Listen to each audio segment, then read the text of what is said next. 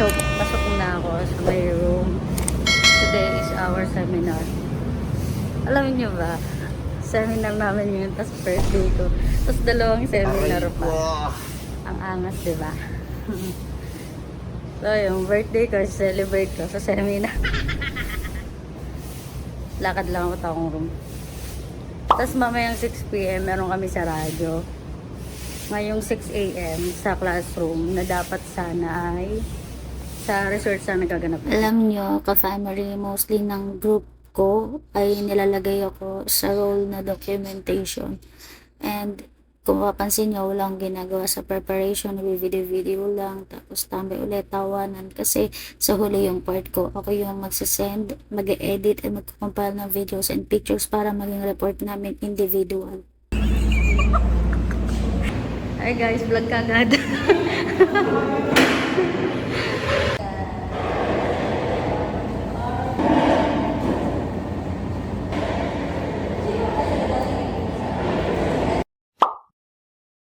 Hi guys! Kasama ko si Maureen. Hi! For the uniform! At syempre ka-family, dahil hindi pa naman nagsisimula yung seminar namin, tumulong muna kami sa pagpe-prepare ng venue namin, which is yung room namin. At syempre, nag-ayos pa kami ng mga sarili namin, pati si Mao, kasi gusto ko maganda siya. Kasi hindi siya pala ayos na hindi siya mahilig mag-lipstick, mag-plancha-plancha ng buhok, kaya yung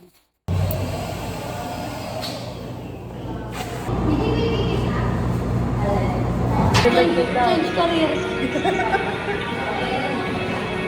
Happy birthday daw. Thank you, my love. Nakahibad na ba? Ngayon, mamaya. Oo. Hindi na lang, para sa'yo.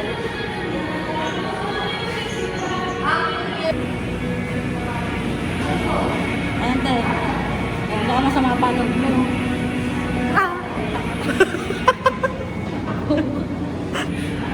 Pwede mga vlog ka mo. Ayan. Okay na.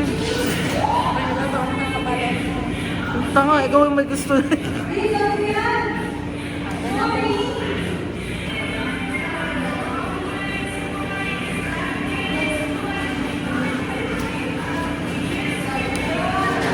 Guys, wow, nag-lipstick na siya. Sana all. Sino ka dyan, Mi?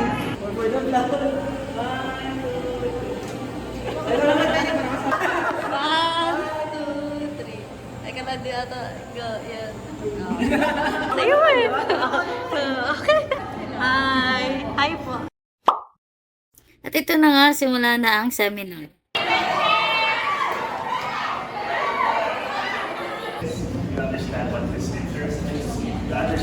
you're trying to speak in their language as opposed to in Happy birthday!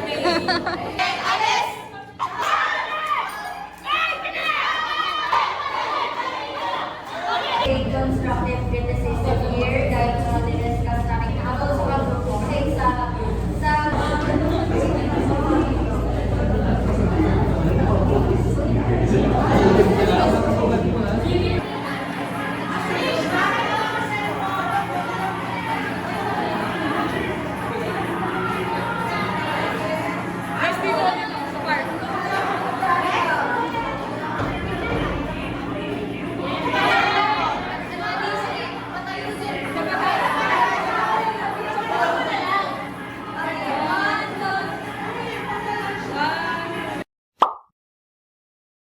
Sa plano ka, videographer is.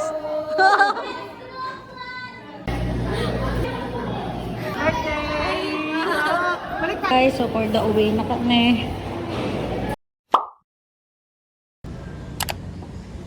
Ka-family, at sa oras na ito ay ang last activity ko, which is ang Radyo Binyan para sa araw na ito, sa mismong birthday ko. Happy birthday! Wala pa kasi natin si meron pa sa baba po kami. Yung mga lang, ganun mo. Kahit ko na lang. Ayun na yung final score. Hindi ka nagkakala kayo. Wala nang hindi. Hindi na mag-review. Hindi ko Pero mag-share na lang tayo. Pero bukas, nakapag na lang gagawin. Bakit malungkot ang beshi ko?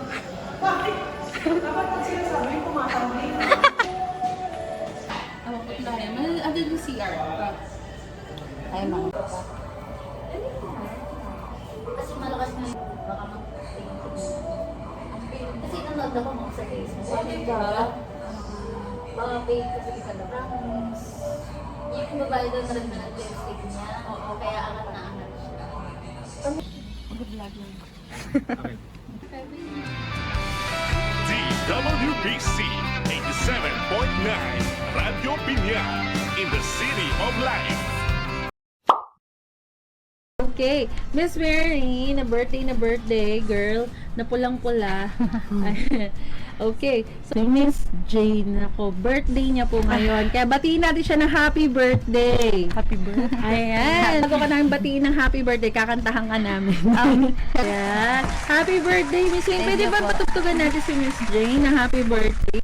At sa mga gusto magpabati ng happy birthday, type niyo lang po, i-comment niyo lang po.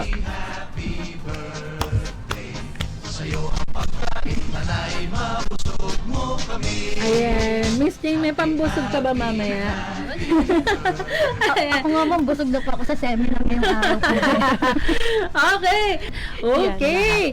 Ayan po, no? Ba't kataka po kayo, ba't bumabati sila ng mga estudyante? Of course, because these authors and developers of the programs that we are going to discuss are students, no? Nakakamangha, nakakabigla, at nakakahanga po talaga dahil at a very young age, marunong na po silang sumulat ng behavioral program. Ganyan po kami sa University Perpetual Help System, no? Talaga pong ang gusto po namin ay maging employment ready ang aming mga estudyante, o, diba? So, pag-usapan na nga natin yung mga programs na yan. So, sa bumati kay Miss Jane ng happy birthday, anong masasabi mo? Ipakilala mo naman ang yung program. Okay, ano yung Soul Search? Kanina nakita natin yung Soul Search. In the soul searching program focuses on personal introspection, self-discovery, and finding meaning and purpose in one's life. The purpose of the program is to help young adults ages between 20s to 30s to overcome their uncertainties and pressure when it comes to facing quarter life crises. And the reason why we chose soul searching as our program is because it is timely. Since marami po kasing mga kabataan ngayon yung nakaka-experience po ng quarter life crisis when it comes to education, sa family. Marami po siyang it's a broad or a complex topic po kasi. Kaya yun yung pinili po namin. We believe na somehow makakatulong kami sa ibang mga nakakaranas ng ganon. Those 20 to 30 years old naman, paangat ng paangat. From children, adolescent, tapos nasa quarter life naman yung kay Miss Jane. Ano kay Miss Joe? Hindi naman pang no. Hindi naman. Hindi naman to pang Hindi naman mga elderly. pang late 40s. Hindi naman. Okay, pero yung kay Miss Jane na soul search, no, quarter life crisis, no, lahat daw, para kala Miss Jane, no, dinesign nila tong program to para sa lahat ng nasa 20 to 30 na nakakaranas ng crisis, no, sa kanilang buhay, no, sa journey nila bilang adults. So, ako din minsan nararanasan ko yun. So, napakaganda ng program na yun, no. Marami tayong nakikinig dito na between those ages, 20 to 30. And I'm sure mamaya makaka-relate lalo sila pag na-discuss na natin yung tungkol sa soul search. Parang usong-uso yung salitang yan. Kasi soul search mo na. Pupunta mo na ako sa malayong Hanapin ko muna yung planeta. sarili ko. Oo, hanapin ko muna Gusto mo sarili. astronaut. Nawawala. Oo, Nawawala diba? Baka kasi nga nawawala. Okay, so maligayang Ate Mary Main. Sabi ni Bernard Jufisto. Ay, thank you po. Ayan, at happy birthday daw, sabi ni Joseph Victor Retanya. Pakilala mo, bakit nga ba ito yung naisip niyong program? Ang dami niyong pwedeng isulat. Bakit soul search? Yung reason po behind is because sa panahon po ngayon ay marami na pong kabataan. Di ba pa ang lifespan po is nasa 50s. Ngayon po, paikli na po ng paikli. True. Yung isa pong reason bakit po umiikli is may mga kabataan po kasi na nagsusunod. Reason behind is uncertainties po sa buhay. Yes. Isa din pong factor is yung timeline ng ibang tao. Di ba po? Dahil sa timeline ng ibang tao, namamadali ka, napipressure ka, peer Correct. pressure. 'di ba? Parang sobrang minamadali mo yung mga bagay-bagay to the point na kahit na hindi pa siya kaya, pinipilit mo hanggang sa hindi mo na kaya, susuko ka na. So yung reason po is para po makatulong kami sa mga kabataan na merong pinagdadaanan sa buhay na hindi nila alam kung ano yung path na gusto nila, lalong-lalo na sa pag-aaral, sa course nila, mga undecided. Marami po dyan mga senior high po na magka-college. So syempre i-consider po din natin yung pera ng magulang, if kaya ba tayong supportan financially, mentally. Sunod po dyan yung education yan. Yung iba po nai-stress sa pag-aaral dahil po sa sobrang gusto magkaroon ng Latin honors, ganyan, sobrang dine-deprive na po yung sarili niya sa pagtulog, sa pagkain, sa maraming bagay. So yung soul searching po kasi is makakatulong din po siya na magkaroon ka din ng healthy na pamumuhay, at the same time is magkaroon ka din ng healthy mind. Kung sa bagay, tama yung sinabi ni Miss Mirna. Ang dami ngang ganon ngayon na ang daling ma-stress, Opo. ang daling ma-depress and ma-anxious, no? Ayan, napag-uusapan namin yan sa mga talks namin ni Ate Annie, no, about mental health issues, no? And I think Soul Search is a very good program that will help those who are in the early adulthood na mahanap yung sarili nila, no? Maaari kasi isa sa mga, tama yung sinabi mo, nagpapaiksi ng buhay natin ang stress eh. At maaaring nasa edad sila na nasa crossroads sila, hindi nila alam yung gagawin nila. Kaya kung mahahanap nila yung sarili nila, hindi sila it will be easier for them, no, to live their life to the fullest. Ayan. Search po, it takes time. Sa lahat naman po ng bagay, na-apply siya. Di ba? Sa pag-aaral, sa maraming bagay. So, it takes time. Huwag kang masyadong ma-pressure sa timeline ng ibang tao. Though alam naman natin sa social media, talagang maraming kasing edad natin na kumikita na, graduate na, nauna sa'yo, ganyan. Okay lang yun. Parang tables will turn. Di ba? Yes. Parang you just have to wait kung kailan yung time mo. Tapos matuto ka lang pumalakpak sa victory ng ibang tao. Ayan. Ikaw naman yung graduate, di ba, masabi mo worth it. Instead na ma-insecure ka, why don't you just use it as a motivation or inspiration to strive harder or So maraming salamat po muli. Ito na naman po kami, no? Ako po si Miss Mac Perez para sa Super Love Trip with DJ Annie Batumbakal. Maraming salamat po. Bye! Ayan. Okay, pa-picture tayo. Morista, ma'am. Ayan. Hello. Ayan. We're done. Pagkatapos nito muna mga second year. Tapos pag-graduate natin ng college, Dito kayo. babalikan mo na lang siya. Tayo kayo dito. Group picture tayo. Kuya Brad, pa-picture po. Ayan. Besa po mo din. Picture tayo. Tapos picture mo. Ayan, ano tayo, mandatory group picture, group post ha. Ganito mo na, yung post. Ayan. Ay, pasan na. Send mo na lang. Thank you, Kuya Bryce. Salamat sa pag-assist. Thank you sa'yo. Patingin nga, Ma'am Meg. Siyempre Baka maganda. mag-day na naman yan. Siyempre. Oo.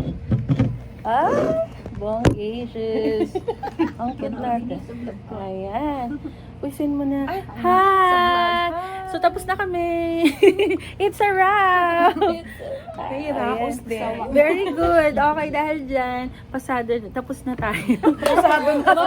Nag-stress ka na. Pasado na kami. Tapos na ang finals ninyo. Thank you po. Uy, grade na. Hi! Bonggang-bongga pala kayo sa seminar at least bukas. Nasusundo sa'yo? Opo.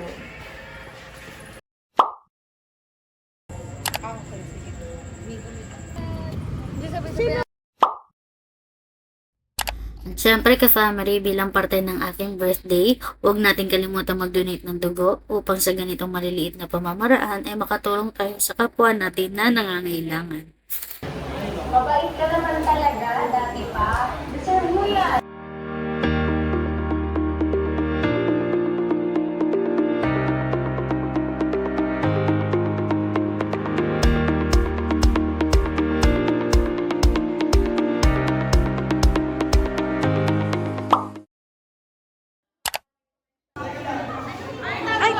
Thank you!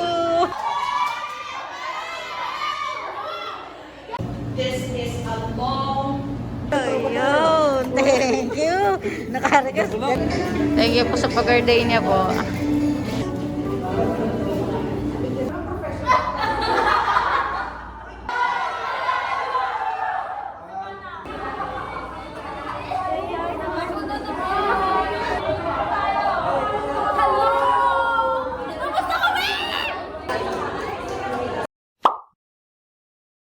Is it subjective or is it objective?